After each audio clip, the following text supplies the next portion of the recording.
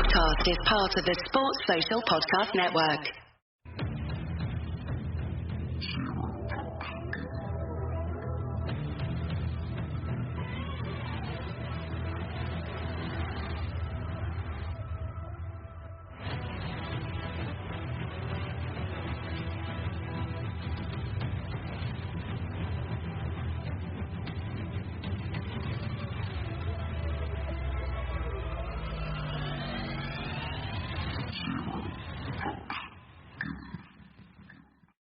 Live episode, which is I'm not even sure if it's working, so if anyone does jump on, do let me know if you can hear me or not. Eventually we'll get this downloaded and we'll get it out as an episode as well, but it will be on YouTube exclusively for the time being. I hope that you're all okay. Thank you for checking this out if you have done. Well, some really big news that's come out then. The National Ice Hockey League's structure has kind of been decided upon, and this weekend they will be having their meeting to discuss everything that's going to be going on with regards to the league. So everything will be finalised. They've got a few points that they're going to be going over. The points for discussion are imports or non-British trained players, MBTP, as those was some were a little confused with the acronym, but yeah, that is imports basically. Roster sizes is also going to be up for discussion, as well as the League and Cup formats, the Challenge Cups, promotion and relegation, which is an interesting one because that's not something that's been around for a little while. Rules of competition, playoffs, DOPS, obviously, and video reviews, which is also really interesting. As we did see a couple of instances last year where video reviews were used at certain rinks where video is taken live, so the officials actually have the opportunity to look at it. Again, if you are logged on and you can let me know if you can hear me or not, that'd be great. So, first of all, the division has been decided, and the 8 teams that competed in it last year have returned. But they also have been joined by the Swindon Wildcats. Thank you very much, Inside Oxford City Stars, for letting me know you can hear me. Yes, the 8 teams that were there last year, they have returned. But we have also been joined by the Swindon Wildcats 2 side that were in NIHL 2 last year, had to drop out after the damage to the Link Centre by the flood. They have come back into the First Division. And we've also been joined by Cardiff Fire, who have come up from NIHL 2 as well, making it a 10-team division, which 1 evens it up, 2 also gives us a little bit of jeopardy as we look towards playoffs. If 8 teams are going to be qualifying, obviously that is also going to be discussed at this agenda meeting. The Swindon Wildcats, as they've joined the party, we've got like an M4 derby now that's come and joined the league. They took the unusual step to release their entire roster all in one go. So the Wildcats announced former Slough goalkeeper Brett Massey alongside Ben Clark-Leach in the pipes. In D, Ben Nethersell, Ollie Stone, Will Harding, Ben Mason, George Howe, Josh Burnett, Cal Forshee and Jack Littlemore. In the forward area, Steve Osborne and Liam Coleman, both from Solent, headed over to Swindon. Dylan Lipsey, Alfie Druitt, Sammy Ray, Charlie Turner, Tom Ashmore, Hayden Lee, Jay Warren, Matt Lauday over from Oxford, Luca Kirk-Brown, Oscar Sagan, Jan Costal Jr. and Ethan Taylor back to Swindon from Oxford.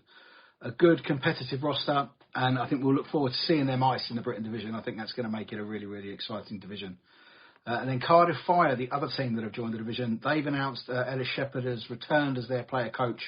Thus far, no players, but player coach Ellis Shepherd is there, and they've linked up with the B42 Functional Fitness in Cardiff, keeping their players in tip-top condition, I'm sure.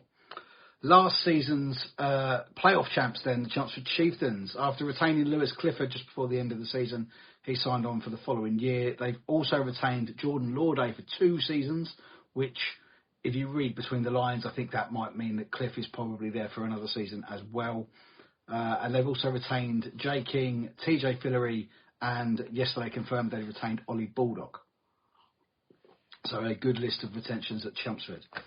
Last season's League, Cup, Britain Cup and National champions, they're going through something of a rebuild after a few departures. They've also announced player coach Ben Painter has returned, along with Ziggy Beasley, Danny Milton, Sam Waller, James Warman, Jared Lane, Preston Toombs, Ryan Watt and Luke Brittle.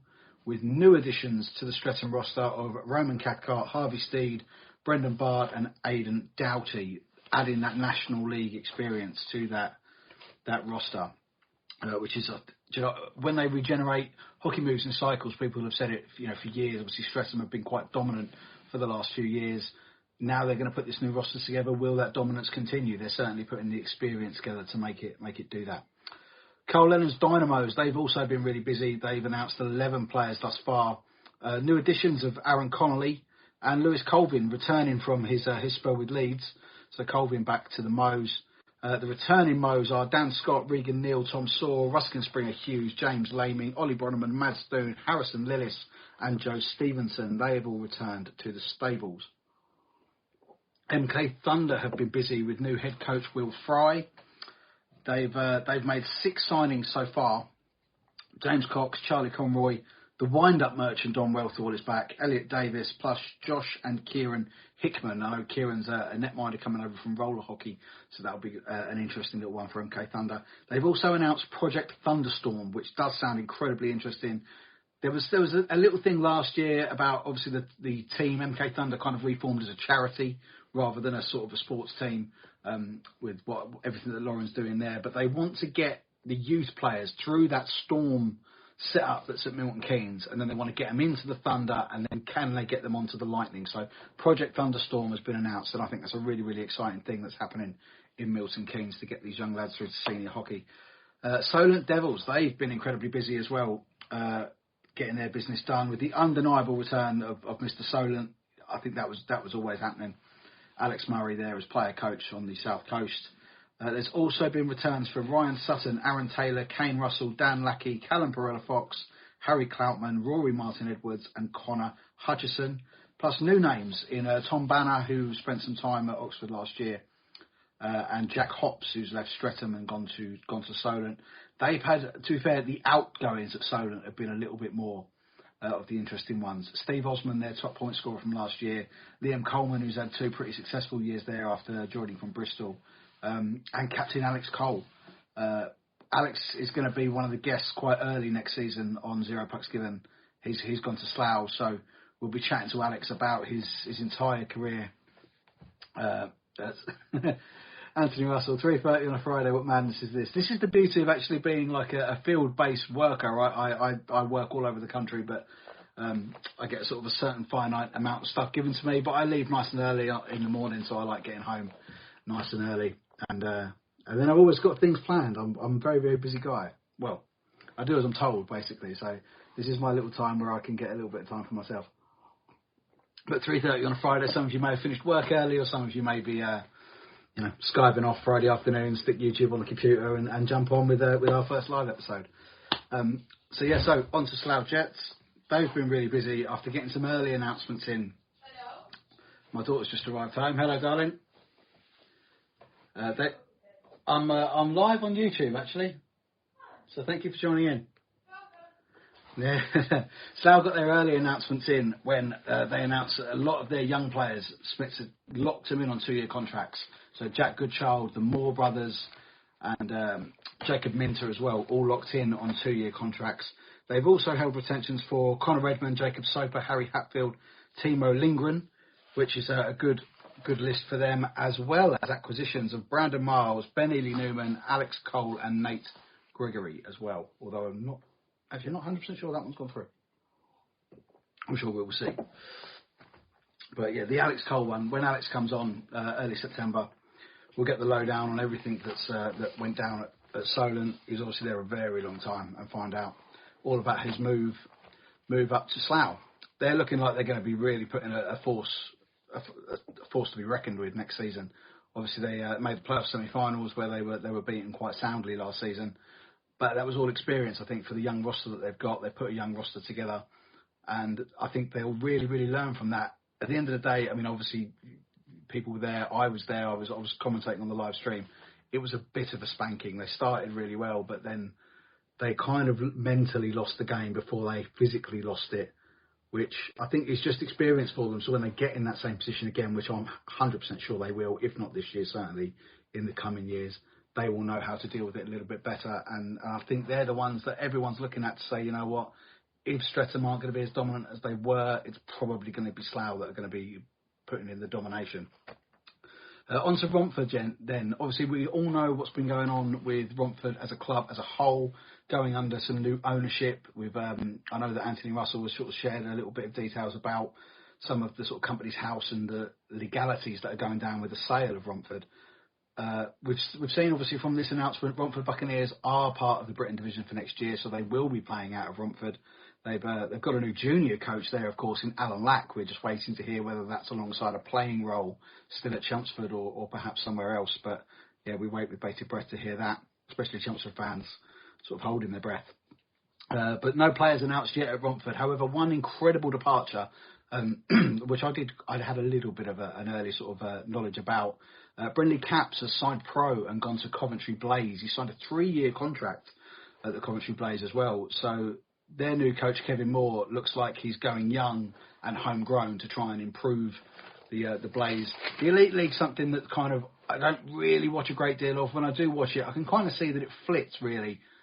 It's almost between Sheffield, Belfast, Nottingham. You know, it kind of goes in a triangle between them. I think the Blaze are really going to try and put their finger down this year and really, really put some points on the board and try and shock some people. And the roster that Kevin Moore's putting together is certainly looking like it's going to do that. And in all honesty, I think it's going to gain a little bit more sort of support. Maybe from this side of the country, people that are familiar with Brindley Caps, you're going to be keeping your eye on the Coventry Blaze this year. I know that I certainly am as well. I think just from actually friends' point of view, Coventry Blaze are my adopted Elite League team, just because I'm good friends with Scott Findlay from 3 on 3 podcast, who's a Blaze fan. So Blaze by association. But yeah, no players as yet for Romford. That deal for Caps does not have a two-way element in it, so he's not on a two-way with any side, Anthony. No, I thought that might be the case, actually, that he might end up on a two-way. But in all honesty, I think that's just going to be a waste. I think Kevin's taken this punt where everyone's been speaking about this guy. You know, this kid is 16, 17 years old. He's 6'3" on skates. He's quite slight, but he's strong. He's got all the confidence. I mean, I was speaking to some of the players last year that have been playing for years, and he's chirping them in the face off because the kid just knows how good he is. But when he came onto the 0 pucks given as well, speaks so well. He's such a well-rounded young man. He's got a really good family around him. Obviously, his sister Ellie Wakelin was playing with him at Romford as well. She's a GB international herself. So a good, grounded young man. I cannot wait to see him get started in the Elite League. And I honestly think he's going to take it by storm. And within 12 months, I think we see him up in the senior GB ranks, which I think is going to be absolutely fantastic. Just for the sport of hockey in general, as we're moving in towards these Olympic qualifiers, I think Brindley's got to have his eyes on that. He's got to have his eyes on those Olympics next year and say, you know what, I can make that. I can put the marker down and I can make that. So that's going to be really exciting to watch. Oxford City Stars. They've, to be fair, announced a raft of departures rather than any new players. But similar to kind of Streatham, actually, they're just going to be having a big rebuild, I think. They lost all of their imports before the end of last season. Petr Cech didn't play a great deal of part in the later part of the season. Dylan Hullaby had gone home, I think, March time. Darcy Flanagan slightly before that. There's not been a great deal of confirmed details. Dean Burrell, when he was on with me as part of the junior coaching setup there, did reveal that Shane Moore's actually no longer the GM there, so that's something that they're going to be moving around. But they have announced their new head coach, which is former Blackhawks and Chieftains head coach Mark Saunders. So Mark has really got his work cut out now to try and put a roster together. I would imagine, I've spoken briefly with Mark since he signed. It's not to be, I don't think, competitive. It's just to be better than last year. There was a lot of good thoughts about Oxford last year. I predicted they'd finish fourth. Anthony joined me for a sort of a pre-season run-through, and I thought they'd be right up there. I thought their import signings were really, really good. I thought the roster they put together was really, really classy.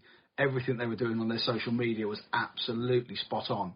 And unfortunately, it just didn't click. Simon Anderson was sort of an early casualty.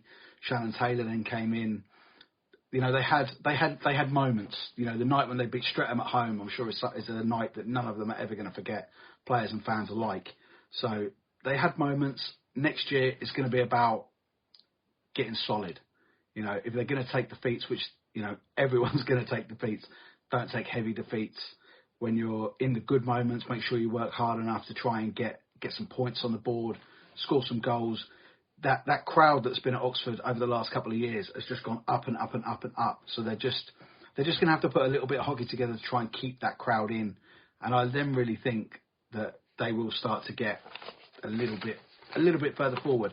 Obviously, having these more teams in the league as well now, there's really is places to fight for. So, yeah, good luck to Mark. I've spoken briefly to Mark. And great news for the podcast is we'll hopefully be getting a lot more exclusive Coach's Thoughts. So hopefully, of course, from Alex, Ben, Carl, Jason, Mark Saunders has also said he'll be doing that as well, which he did when he was at the Chieftains, which was brilliant for me. Hopefully from Lewis Clifford as well. And I'm waiting to touch base with Swindon and Cardiff to see what we can get for the podcast from those clubs, because that really is a vital part for me. I absolutely love it when we get those exclusive Coach's Thoughts. It's such a good insight to the weekend of hockey.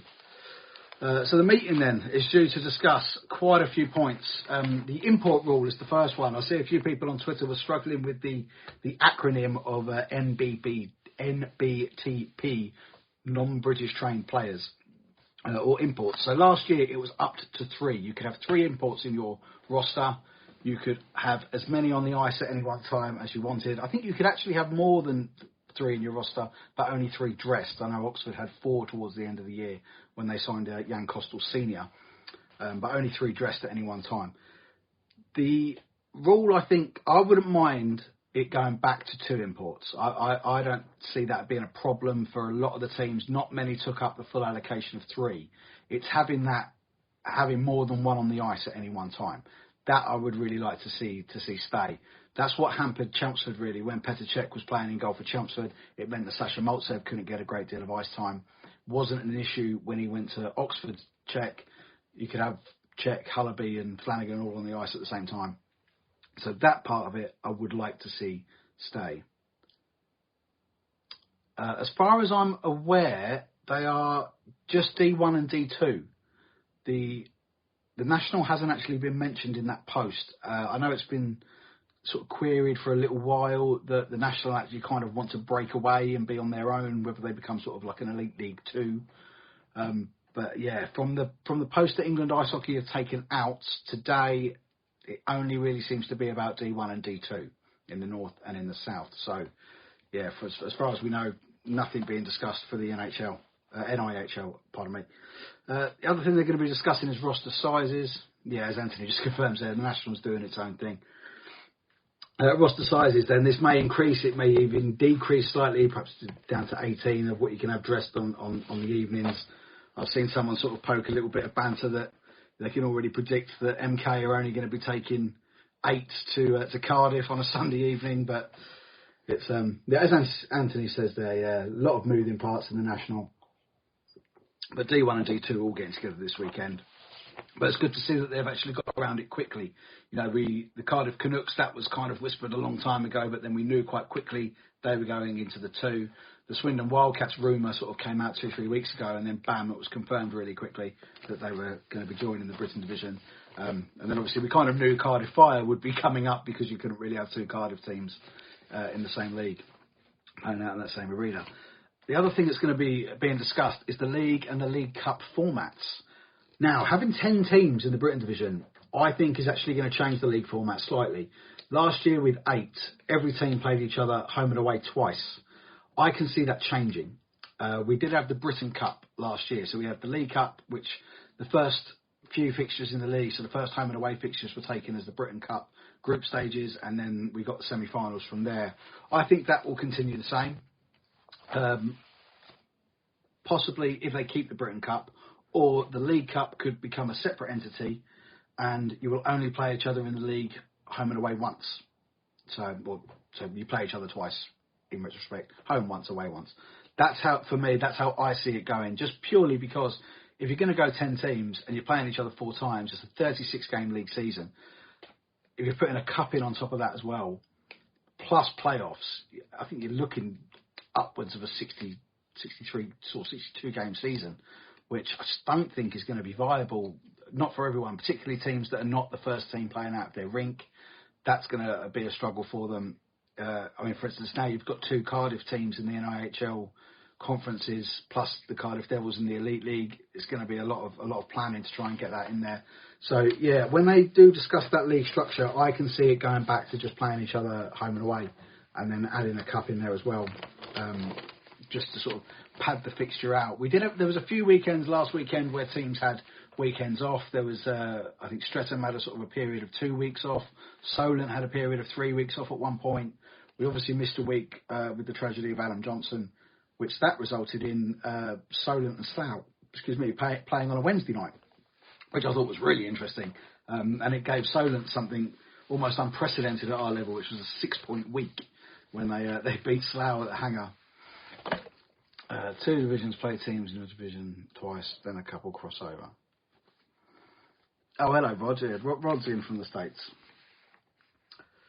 So there's the other thing they've got on there as well, as we said earlier, promotion and relegation. That's really, really interesting. Something I think used to happen a little while ago at this level. It's not happened for a little while. Something I saw. Obviously, we're not going to be taking teams from the Britton Division and the Morley Division up north and putting them into the National. That's just not going to happen. Just because the structure at the National is so different. People have gone on and on for years and years and years. Why aren't Streatham playing in the National League? Because it would cost them in excess of £250,000 just to play in that league, and that's just not viable for teams at our level. That's why the Britton Division, the level is improving, because so many players are coming from the National League and they're dropping into the Britton Division purely because of the commitment factor. They want to be 100% committed, but they've got full-time jobs, they've got young families. They cannot commit to Sunday night away games in Scotland and the long travelling and whatnot. It's something that in the future I can perhaps, with the NIHL perhaps wanting to do its own thing, I can kind of maybe see it all being conferenced. So you might have National North, National South, and then you can start to look at having some promotion and relegation, because the travelling is just far too expensive. But the promotion relegation thing that I think is really interesting and could perhaps come in between 2 and 1 is what happens in the women's division. Now, the Elite League and the Division 1, the team that wins Division 1 and the team that finishes bottom of the Elite League, they have a playoff final between the two of them. Obviously, if the Elite League team win, they stay up. If the lower league team win, they go up, the Elite League team go down. That, I think, is incredibly exciting. I've managed to watch most of the women's playoffs via the live stream, commentated on fantastically by ZPG Ice Maidens host Adam Mackman. Yeah, that game was incredible. It was Swindon Top Cats who won the Division 1, and the Streatham Storm, who found themselves down the bottom of the Elite League after a clerical error resulted in a points deduction. So they found it's not happened for a while, but promotion to Div 1 and Div 2 from both North and South could work. Promotion playoff could be one for a playoff weekend or as a series. Yeah, as I was saying, I think the idea that they do it in the women's, I think that would be absolutely brilliant to do that between 2 and 1.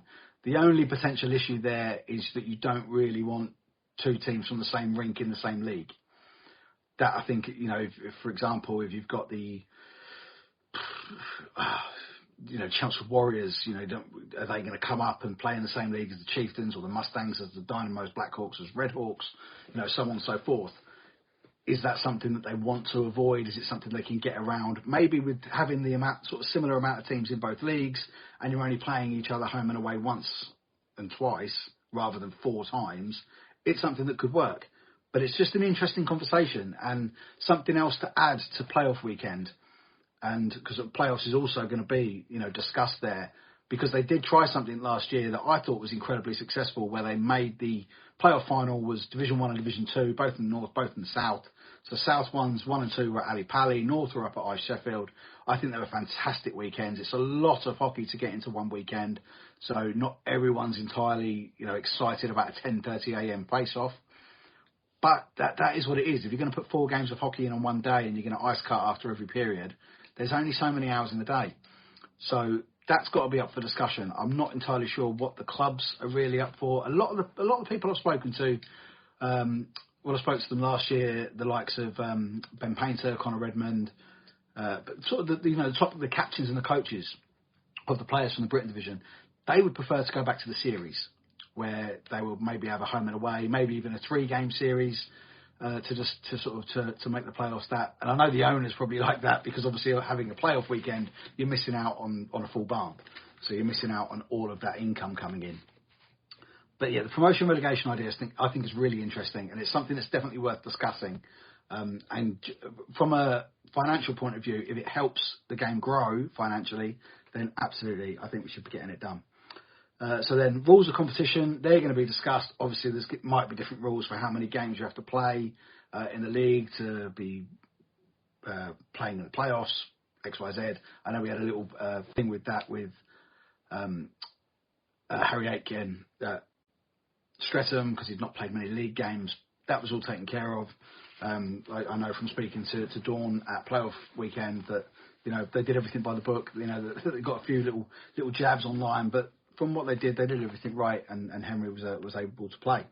Then playoffs going to be discussed. Then obviously DOPS. Right, it was the bane of our life last year. There were so many issues. It all kicked off really with the Darcy Flanagan getting the 10-game ban for virtually nothing. 4,000 and counting, our friends over there, they did a fantastic, almost like an expose on what was going on with the DOPS.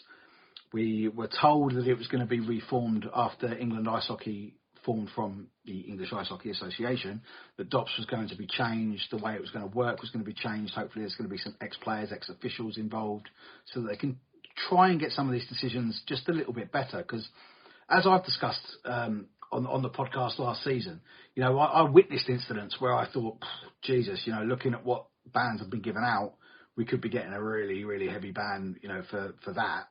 And then it wasn't quite as heavy. So there was just no real consistency with it. And that, I think, is all anybody really wants to see, is just consistency. If you're seeing the same incidents getting different lengths of bans, you want to know why. But I think everything that comes out from DOPS, it's just got to be uniformed. I think if we know before the season starts, look, this is this tier system that they had, it clearly didn't work. So they're going to have to be descriptive. They're going to have to take each incident on its own value and give a really detailed description, and perhaps a video if they can as well, of what they've decided to give as a ban or whatever. Because at the end of the day, these guys at our level, we love going to watch it every week. They've got full-time jobs. This is their hobby, their little part-timer, their little bit on the side, because they love playing. We don't want to see them banned, for years and years and years. I mean, even going back to Yuri Hushka from the playoff final last year. That finished the guy's career, 2-year ban. He may well come back. I think it'd be great to see Hushka back playing at this level. But the guy lost his head for a split second. Is it really worth taking 2 years of playing hockey away from the guy? Not for me. Not for me. Do you know what I mean? I was there. I saw the incident. I saw the reaction afterwards. Quite rightly, I think, if you're that gentleman in the crowd whose child was struck by the stick, you'd be understandably infuriated by it.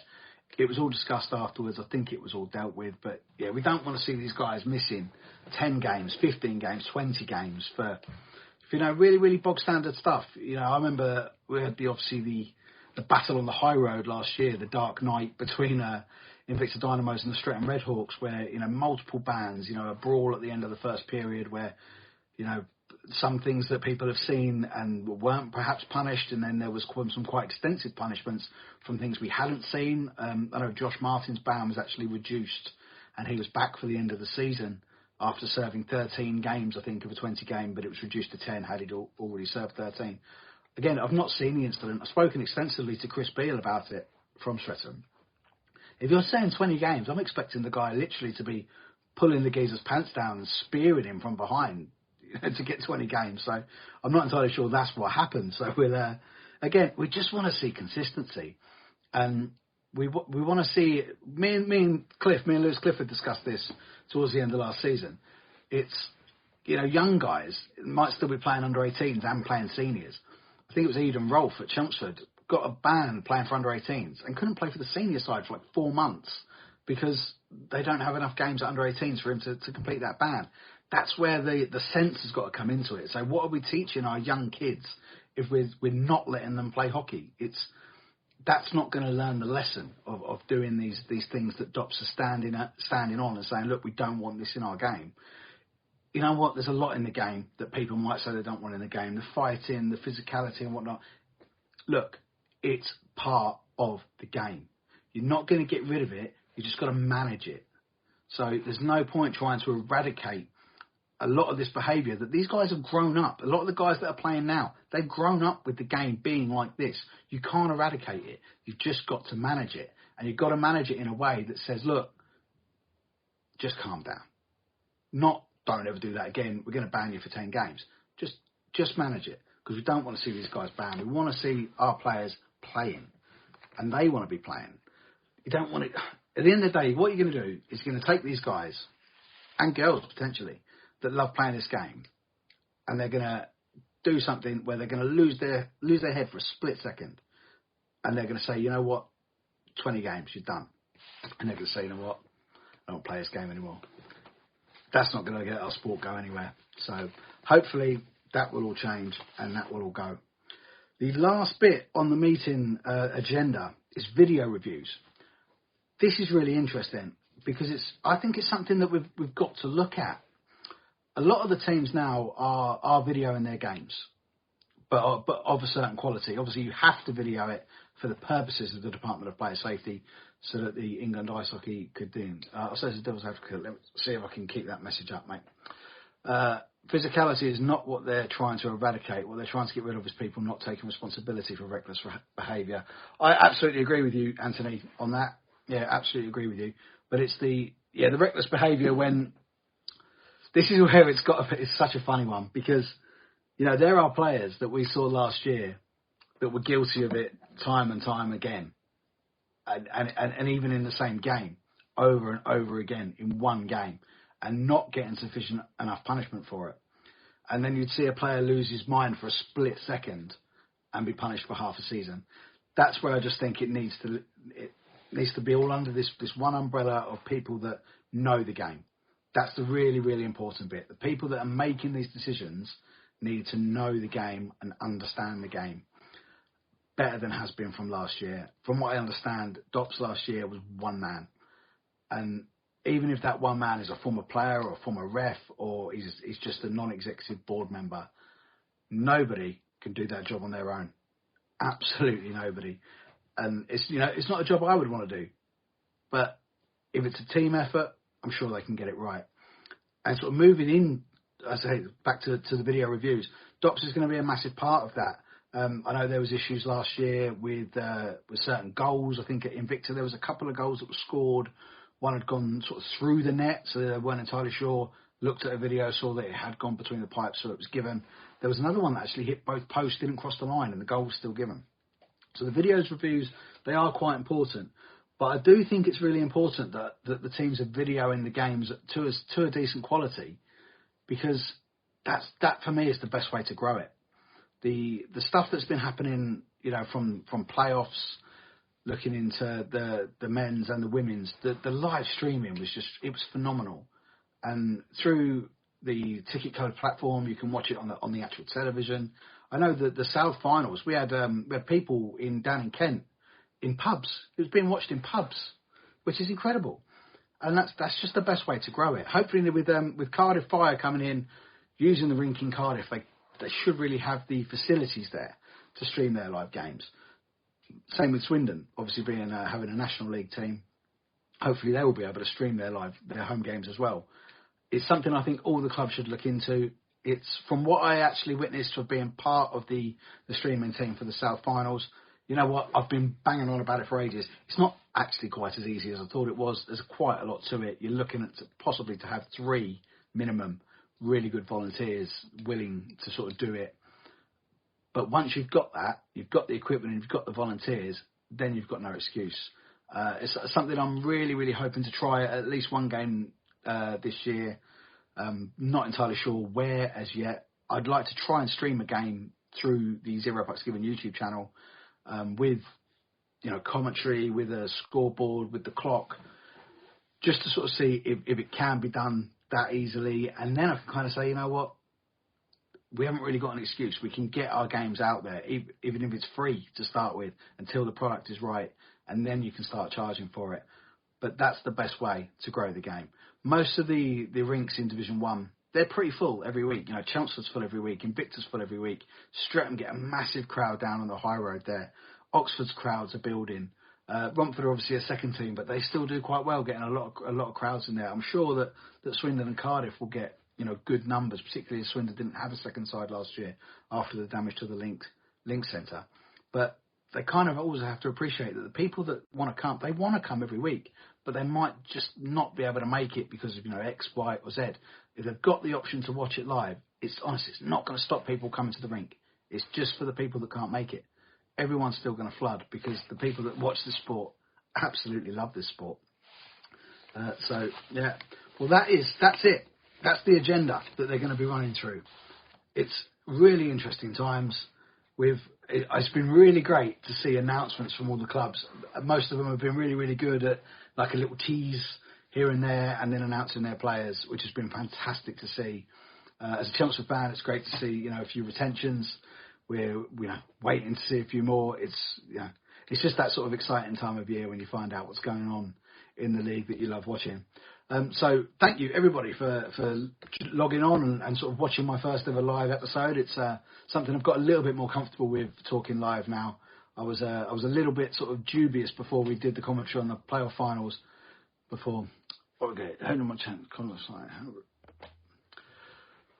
How does one become a match night commentator? I don't have a podcast or anything like that, but it's something I've wanted to give a go. Is that Chris? Is that you there? In all fairness, mate, it was something that I'd kind of said on the podcast that I wanted to do, and then the commentating team for the Britton finals last year was Joe Scutts from EIH Stats and Chris Beale. Unfortunately, this year Joe Scutts couldn't do it, and Chris and Joe were nice enough to recommend to England Ice Hockey that I do it. So that was kind of how I fell into it. I think if you want to have a go at it, if your club, whoever they may be, if they're streaming their live games, ask them if you can have a go. Did mine was I practiced a little bit, so watching stuff on the telly and online and just sort of doing it to myself, because it's something that I actually found quite natural, was to watch the game and then my brain would kind of take what I was seeing and just compute it into words. So once you've kind of got that bit round, it does kind of flow. I must admit, I've watched them back. It was a little bit uncomfortable to start with, but I thoroughly enjoyed doing it. When I watch it back, I think it adds something. I think it does really add something to it. So yeah, Chris, if you want to give that a go, I'd suggest contacting your club and see if they want to do, a little live stream of their game, or even perhaps if they do record the game and they want to put it out as highlights, perhaps you can take the video and do a commentary over the video for them to see if you want to get into it that way. But yeah, as I said on the episodes towards last season, it's something that I'd love to carry on doing. As I've said just a few minutes ago, I'm hoping that one of the clubs that I go and visit this year, I managed to get around virtually everywhere last year. I think it was just Slough and Oxford I didn't make it to. So I will be joining MK Thunder to, I think, just for the Chelmsford home, when they host Chelmsford, I'll be doing the commentary on their live stream for that. But I think you just got to ask the question and put yourself out there a little bit. But yeah, it's really great fun, and especially if you enjoy talking about hockey, it should come quite naturally to you. So so once again, thank you all for logging on and watching the live episode. It'll be on the YouTube after we've done, but then I'll put it out as a podcast episode as well in the coming weeks, coming days. Those of you that have been following the ZPG Ice Maidens, which is part of the ZPG network, we have got a couple of podcasts. I've made a couple of little changes because we're not going to have ZPG network podcasts covering the Britton Division, because that's kind of just going to stay with what we're doing. But we will be having ZPG Buffalo, so we're going to get a little bit of a focus on that. But yeah, Ice Maidens. Check it out.